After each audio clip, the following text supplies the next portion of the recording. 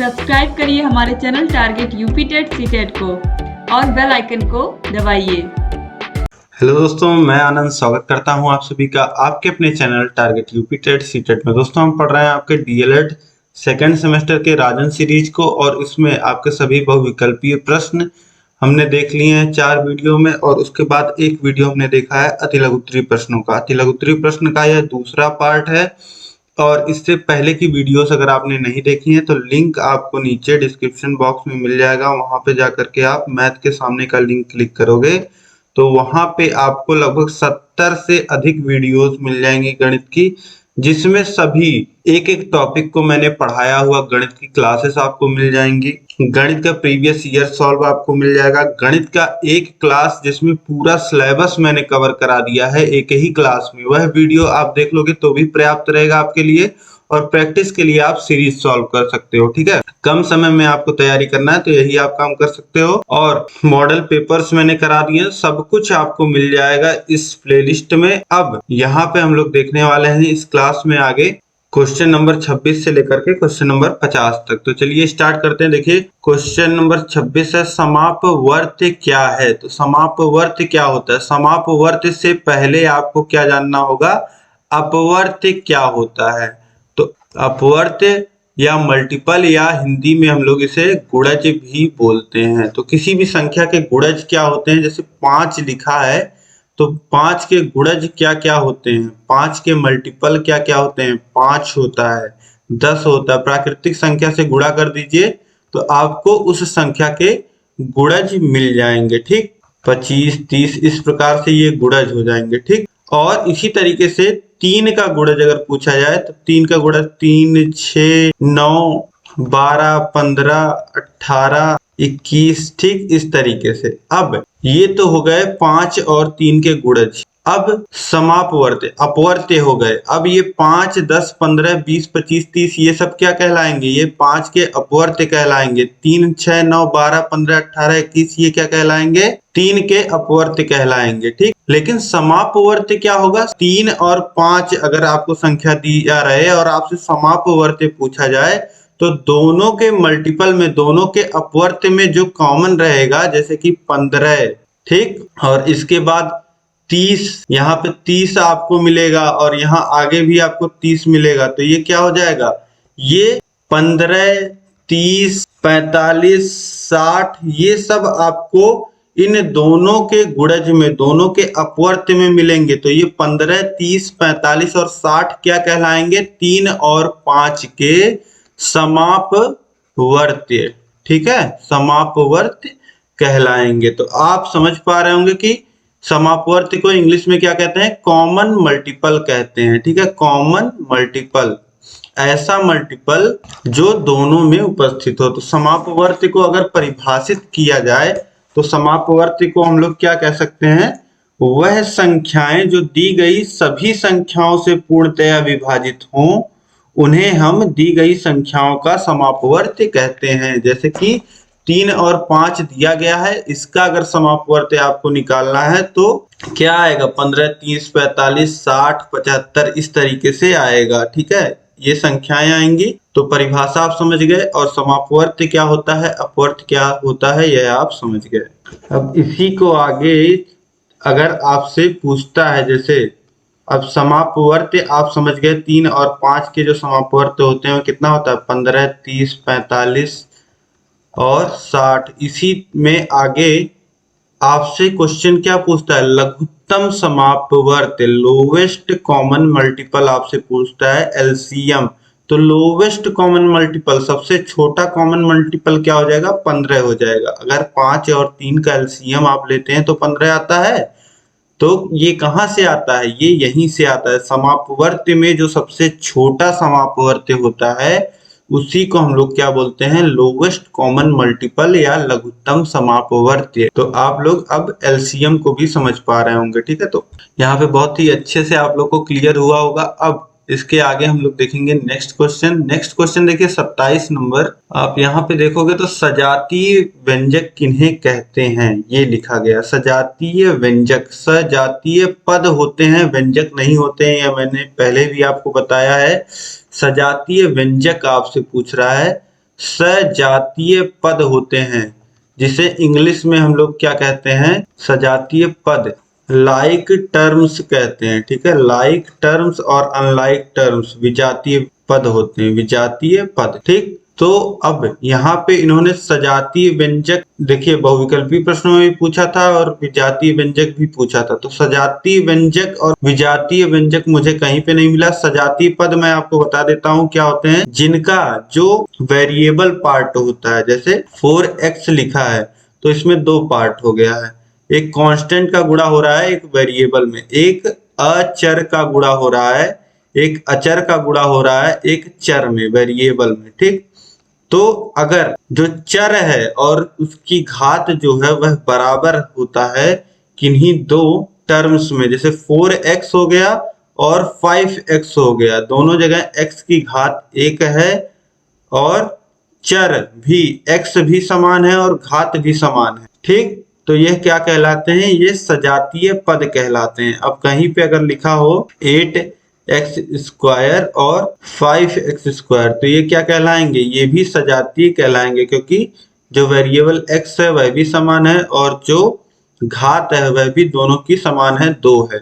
और इसी तरीके से अगर कहीं पे लिखा हो y के पावर 4 और कहीं पे लिखा हो 51 y के पावर 4, तो ये भी क्या होंगे, यह भी सजातीय पद होंगे, क्योंकि चर जो है y है और घात जो है वह 4 है। ठीक है, तो कोफिशिएंट से जो गुणांक होता है उससे मतलब नहीं होता है, बस आपको देखना होता है चर और उसकी घात समान है या नहीं है। तो ऐसे पद जिनका चर और चर की घात समान होता है उसे हम सजातीय पद कहते हैं, और जहां समान नहीं होगा उसे हम लोग विजातीय पद, अनलाइक टर्म्स कहते हैं। ठीक है, लेकिन सजातीय व्यंजक और विजातीय व्यंजक एक्सप्रेशन यह मैंने कहीं नहीं देखा है। अगर आपको कहीं भी मिलता है सजातीय व्यंजक या विजातीय व्यंजक की परिभाषाएं तो आप मुझे कमेंट करके बताइएगा। वैसे तो मैंने सजातीय और विजातीय पद के अलावा व्यंजक नहीं पढ़ा है। ठीक है, अब इसके बाद देखिए प्रश्न संख्या 28 है, विजातीय व्यंजक क्या होते हैं। इसके बाद देखिए प्रश्न संख्या 29 है, सर्व समीका क्या है।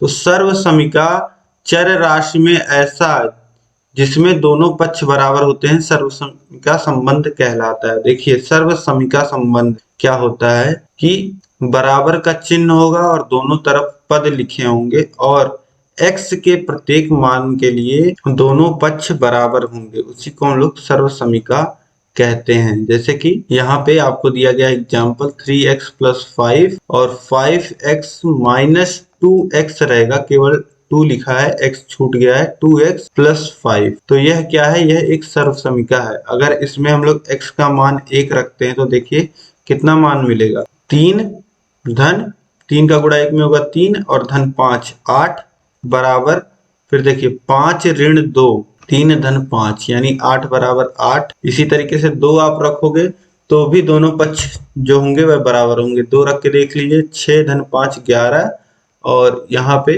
10 - 4 6 और 5 11, तो 11 बराबर 11। x का मान अगर आप 2 रखते हैं तो भी क्या आएगी वैल्यू, दोनों पक्षों में बराबर आएगी। तो सर्व समीका में क्या होता है कि x के प्रत्येक मान के लिए जो दोनों पक्ष होते हैं वह बराबर होते हैं। ठीक है, ये जो आप पढ़ते हैं a + b का होल स्क्वायर, ये जो सारे फॉर्मूला आप लोग पढ़ते हैं यह क्या होती हैं, यह सभी सर्व समीकाएं होती हैं।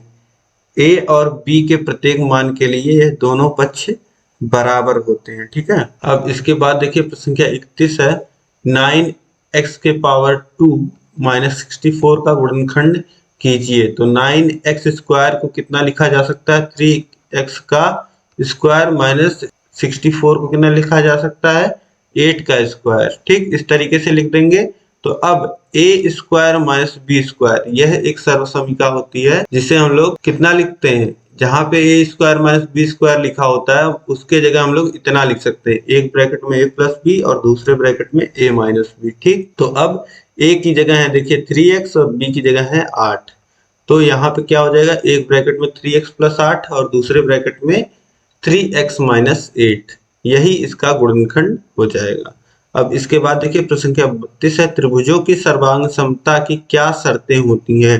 तो त्रिभुजों के सर्वांग समता के कोण, भुजा कोण, एंगल साइड एंगल, यह सर्वांग समता का नियम होता है। और भुजा कोण भुजा यानी कि साइड एंगल साइड, और उसके बाद तीसरा भुजा भुजा भुजा, साइड साइड साइड। तो ये तीनों चीज अगर तीन में से, जैसे अगर आपको पहला मिल जाए तो भी सर्वांग सम है, दूसरा कंडीशन मिल जाए तो भी सर्वांग सम है, तीसरा मिल जाए तो भी सर्वांग सम है। तो इन तीनों कंडीशन में से अगर कोई कंडीशन मिल जाती है दो त्रिभुजों के बीच, तो उसे हम लोग क्या कहते हैं, सर्वांग सम।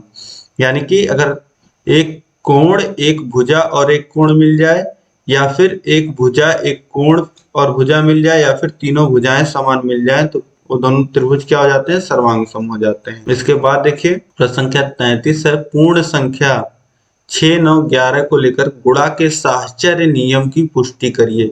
साहचर्य नियम मतलब कि अगर जैसे इन तीनों का गुणा हो रहा हो तो पहले दो का गुणा पहले किया जाए या बाद में किया जाए, बाद के दोनों का ये जो वैल्यू आती है वह सामान्य आती है। यानी कि ए का गुणा आप बी में करिए या बी का गुणा ए में करिए, ये क्या होता है, बराबर होता है। यही नियम की पुष्टि यहाँ पे करनी है। साहचर्य नियम में दोस्तों यही होता है कि अगर 3 या 3 से अधिक संख्याओं, जैसे ए बी सी का गुणा हो रहा है, तो पहले आप ए का गुणा बी में करिए, या फिर आप ए गुणे बी और सी का गुणा आपस में करिए, तो दोनों का मान जो होता है वह समान रहता है। ठीक है, तो यही आपको यहाँ पे दिखाना है। 6, 9 और 11 का गुणा करके, तो पहले 6 और 9 का गुणा करिए, फिर उसके बाद 11 में गुणा करिएगा। जैसे 6 और 9 का गुणा करेंगे 54, फिर इसका गुणा 11 में करेंगे तो आपको मिल जाएगा 594। फिर इसी तरीके से 6 का गुणा करिएगा, 9 और 11 का गुणा पहले कर लीजिएगा। ठीक है, तो 6 का गुणा होगा 9 गुणे 11 99 में, तो ये भी आएगा 594।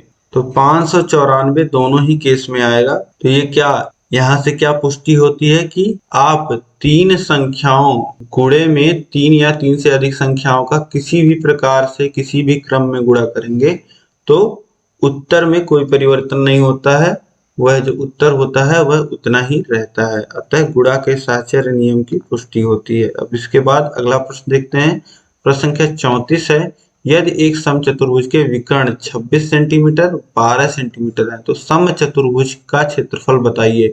अब समचतुर्भुज का जो क्षेत्रफल होता है वह 1/2 विकर्णों का गुणनफल होता है। तो विकर्णों का हमें माप यहाँ पे दिया ही गया है, तो विकर्णों का गुणा कर लेंगे। देखिए 1/2 गुणे 26 गुणे 12 हो जाएगा। विकर्णों का गुणनफल कितना हो जाएगा, 26 गुणे 12, क्योंकि एक विकर्ण है 26, दूसरा विकर्ण है 12, तो 26 गुणे 12 क्या होगा, विकर्णों का गुणनफल होगा। तो अब देखिए 2 से 12 को काट दीजिए, 6 बार में कट जाएगा। फिर देखिए 6 चौक 36 के 6 हासिल लगा 3, फिर 6 दूनी 12 और 3 15, 156 वर्ग सेंटीमीटर क्या आ जाएगा, समचतुर्भुज का क्षेत्रफल। अब इसके बाद देखिए प्रश्न संख्या 35 है, एक घन की कोर 14 सेमी है, उसका आयतन बताइए। अब घन की कोर यानी कि घन की भुजा कितनी हो गई, 14 सेंटीमीटर, और घन का आयतन क्या होता है, a क्यूब, भुजा का क्यूब यानी 14 का क्यूब, यानी 14 का 3 बार आप गुणा करोगे तो कितना मिल जाएगा आपको, 14 का क्यूब होता है 2744, तो ये हो जाएगा 2744 घन सेंटीमीटर। अब इसके बाद अगला प्रश्न हम लोग देखेंगे। प्रश्न संख्या 36 है, आयत किसे कहते हैं, इसका क्षेत्रफल और परिमाप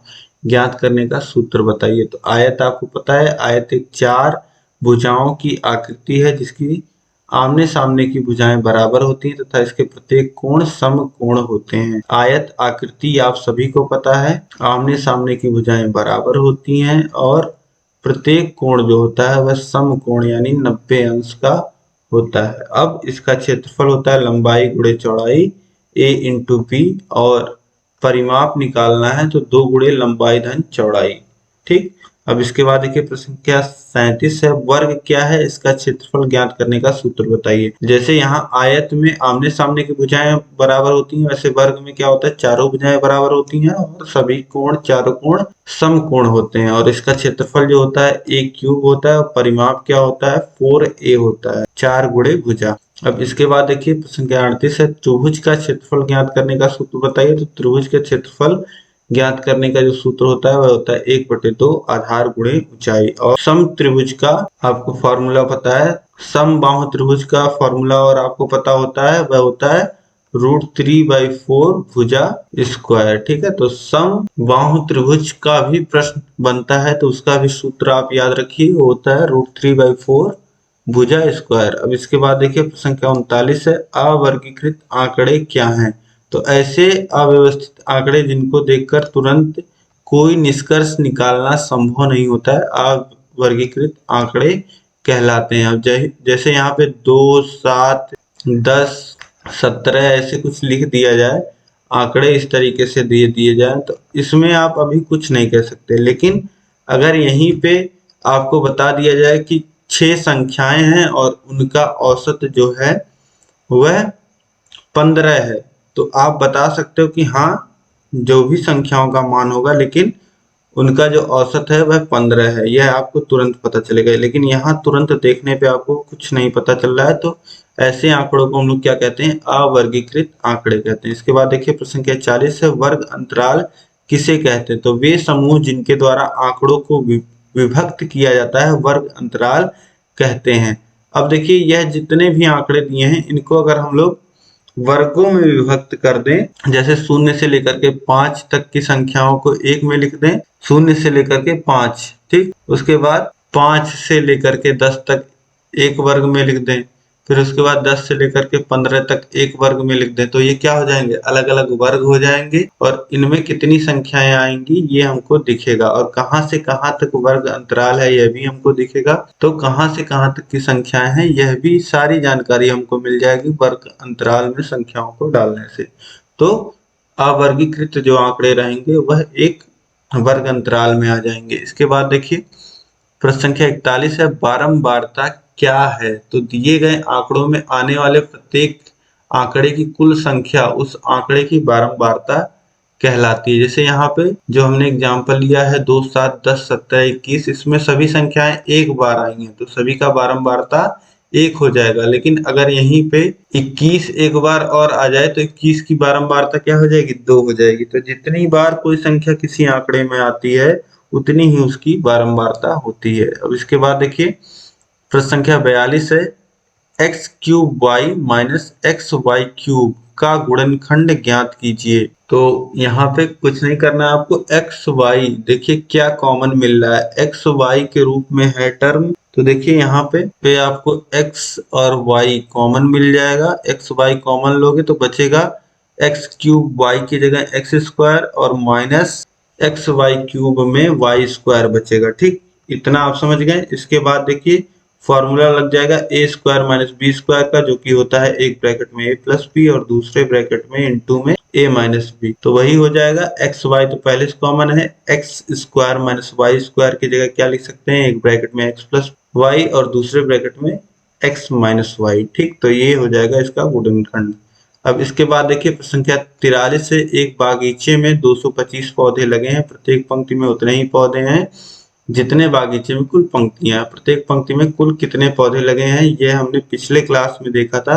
अगर मान लेते हैं x पंक्तियां हैं तो कितने, एक पंक्ति में x पौधे भी होंगे। ठीक है, तो अगर कुल पौधों की संख्या निकाली जाए तो x गुणे x करना पड़ेगा, जो कि दिया गया है आपको 2025, और x² की वैल्यू 2025 हो जाएगी। और 2025 को कितना लिख सकते हैं, 45 का स्क्वायर, यानी x की वैल्यू कितनी आ जाएगी, 45। ठीक, अब इसके बाद देखिए अगला प्रश्न है प्रश्न संख्या 44, एक वर्गाकार तार का क्षेत्रफल 144 सेंटीमीटर स्क्वायर है, इसे मोड़ करके एक आयत बनाया गया है। यदि आयत की लंबाई 16 सेंटीमीटर है तो आयत की चौड़ाई की गणना कीजिए। एक वर्गाकार तार है, ठीक है, वर्गाकार तार है, इस तरीके से वर्ग के आकार में पहले तार था, अब इसको एक आयत का रूप दिया जा रहा है। ठीक है, एक आयत का रूप दिया जा रहा है और पहले देखिए इसका एरिया आपको बता दिया गया है 144 सेंटीमीटर स्क्वायर है। ठीक, अब आपसे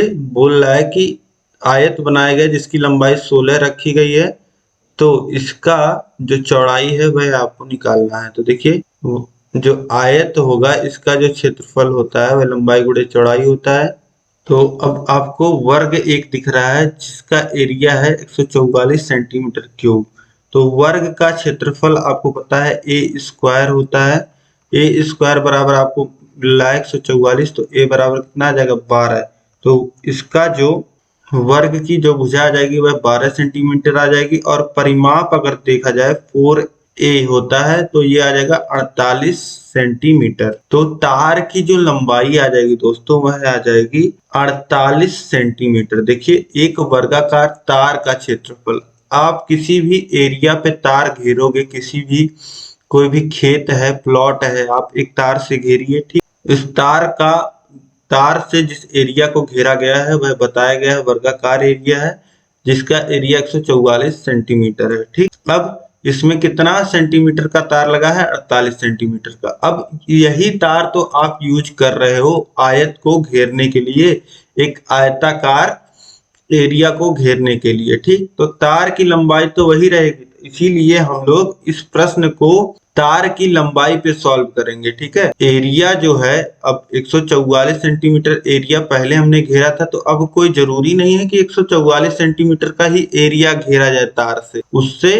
कम ज्यादा कुछ हो सकता है, ठीक है। तो अब तार की लंबाई देखिए 16 लंबाई में चला जाएगा, अब जो बचेगा वह चौड़ाई में जाएगा। तो 16 32 48 में से घटा लीजिए 32 को, तो तार का लंबाई छोड़ने के बाद चौड़ाई के लिए कितना एरिया बचेगा, कितना लंबाई बचेगा तार का? तो वह बचेगा 16 सेंटीमीटर। अब 16 सेंटीमीटर बचा है, तो 16 सेंटीमीटर में 2 बार बटेगा, तो ये हो जाएगा 8 सेंटीमीटर। तो इस तरीके से जो चौड़ाई आ जाएगी आयत की वह 8 सेंटीमीटर आ जाएगी, ठीक है। यह बहुत ही ध्यान से समझने वाला क्वेश्चन है, यहाँ पे गलत सोल्यूशन दिया गया है राजन सीरीज में, ठीक है।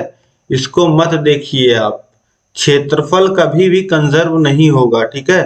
जो दोनों केस में जो चीज नहीं बदल रही है वह तार की लंबाई नहीं बदलेगी। एक तार आपने खरीद के ले आया है, आप तार ले आए हैं खरीद करके, उससे आपने एक वर्गाकार प्लॉट को घेर दिया, ठीक।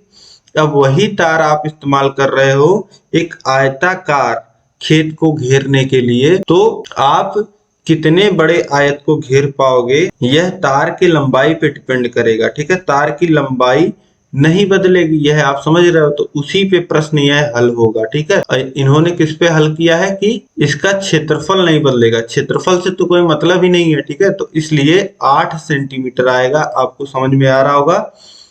पहले हम क्या करेंगे, जो वर्ग का क्षेत्रफल हमको दिया गया 144 सेंटीमीटर, इससे हम लोग निकालेंगे वर्ग का एक भुजा निकालेंगे, वर्ग की एक भुजा हम निकाल लेंगे तो हमें पता चल जाएगा वर्ग का पूरा परिमाप की वर्ग की चारों भुजाओं का योग कितना है, 48 सेंटीमीटर आ जाएगा। फिर हमें पता चल जाएगा कि यह 48 सेंटीमीटर तार की लंबाई है, और हमसे बोल रहा है कि अब एक आयताकार प्लॉट को घेरा जा रहा है, ठीक है। एक आयत बनाया गया है, ठीक है, जिसकी लंबाई हमको दी गई है, चौड़ाई निकालना है। तो लंबाई देखिए 16 घेरने में 32 सेंटीमीटर चला जाएगा, और जो बचेगा 16 सेंटीमीटर उससे 2 बार हमको चौड़ाई को घेरना रहेगा, ठीक है। तो उसमें 8 सेंटीमीटर हमको मिल जाएगा, ठीक। तो इस तरीके से यह क्वेश्चन बहुत जगह है आपको गलत सॉल्व मिलेगा, ठीक है, उस पर नहीं ध्यान देना है, यह बिल्कुल सही सोल्यूशन है। अब इसके बाद देखिए प्रश्न संख्या 45 है, एक कक्षा में 3x² + 5x - 9 बालक एवं x² + 5x + 4 बालिकाएं पढ़ती हैं। कक्षा में बालकों की संख्या बालिकाओं की संख्या से कितनी अधिक है, यह आपसे पूछ रहा है। तो बालकों की संख्या में से बालिकाओं की संख्या अगर हम घटा देते हैं तो हमें क्या मिल जाएगा कि कक्षा में बालकों की संख्या बालिकाओं की संख्या से कितनी अधिक है, ठीक है। तो यही यहाँ पे करना है। देखिए बालकों की संख्या है 3x² + 5x - 9, तो लिख लीजिए, और फिर माइनस बालिकाओं की संख्या लिख लीजिए x² + 5x + 4, ठीक। अब देखिए 3x² + 5x - 9 तो इसी तरीके से लिखा जाएगा। फिर इस माइनस का गुणा ब्रैकेट में अंदर सभी पदों में होगा, ठीक है। ब्रैकेट के बाहर जब माइनस लगा रहता है तो ब्रैकेट के बाहर कुछ भी हो, अंक हो या ना हो, अब यहाँ पे कुछ नहीं तो -1 समझ सकते हैं आप, -1 का गुणा हर एक पद में होगा। तो x² में -1 का गुणा होगा तो ये हो जाएगा -x², और 5x धन 5x में गुणा होगा -1 का तो हो जाएगा -5x, और इसी तरीके से धन 4 में गुणा होगा -1 का तो -4 हो जाएगा, ठीक। अब देखिए 3x² में से x² घट जाएगा तो क्या बच जाएगा 2x²। अब यहाँ पे देखिए +5x है, यहाँ पे -5x है, दोनों कट जाएंगे, और -9 है यहाँ पे और यहाँ पे -4, तो ये दोनों आपस में माइनस माइनस जुड़ जाएंगे, तो ये क्या हो जाएगा -13। तो 2x² -13, यही इतनी संख्या ज्यादा है बालकों की बालिकाओं से। ठीक, अब इसके बाद देखेंगे अगला प्रश्न, प्रश्न संख्या 46 है। 3, 5, x, 9, 11 का समांतर माध्य 7 है, तो x का मान बताइए। अब देखिए समांतर माध्य हम लोग कैसे निकालते हैं।